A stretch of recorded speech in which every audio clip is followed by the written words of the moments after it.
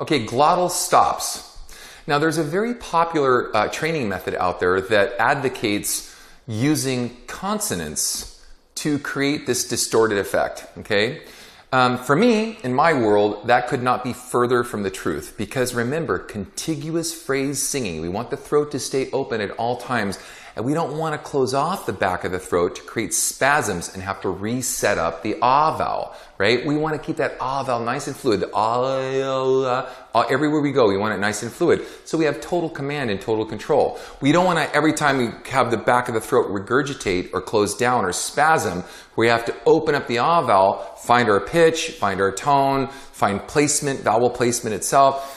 So that's kind of nonsense as far as I'm concerned, but anyway, and I'm not saying we don't use it for certain things. So if we're doing staccato phrase singing, let's say I'm going, if I hear you knocking, yeah, upon my door, ain't no way I'm gonna answer it. And I want to kind of hit those kind of little stabby pockets with a lot of distortion. You better know how to do that correctly, because I actually threw a bunch of H's. If I hear you knocking, yeah, upon my door. I didn't slam any of my vowel sounds, and I didn't use consonants to give me my distortion. You're saying, Ken, why are you talking to me about this? I don't know anything about this. Well, in case you have, there is a very famous, very familiar training program that actually advocates this, and I'm telling you, please don't do that, okay? What I am going to tell you to do is that we want open throat, contiguous phrase singing, and we don't want to use glottal stops or consonants to do that. So, when we're going into, in other words, I don't want to slam the vocal cords and distress them and freak them out and go, and hit them really hard with something. I want to ease into this resonance so the vocal folds are like, okay, I get this. I got this. We're cruising. We're at altitude. This makes sense to me. But if we shock the cords into a stab with a glottal stop, a consonant, or hitting a vowel really hard, it shocks the cords and it takes them a minute to kind of figure out what's going on. If we do it with a little small H's, like this. So if I go, hey, hey, hey, yeah, hey, yeah,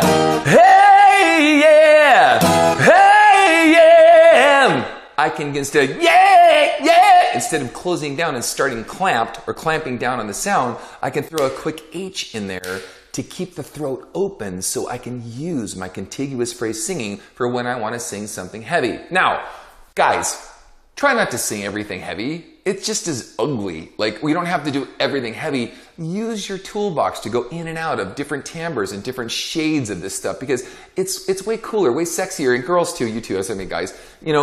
Don't feel like you always have to be on 10. Right? A lot of people say, Ken, you're always singing distorted. Actually, that's not true. I sing a lot of stuff that's mellow, and I love, in fact, soul and R&B is some of my favorite singers are soul and R&B. So Aretha Franklin's one of my all-time favorite singers.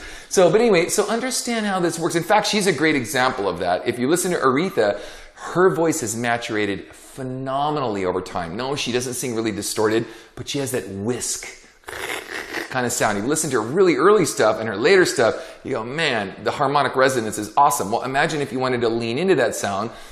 Dio was a master at that. Cornell was pretty good at that too. He had some vocal trouble here and there. Jorn Land was pretty good at it.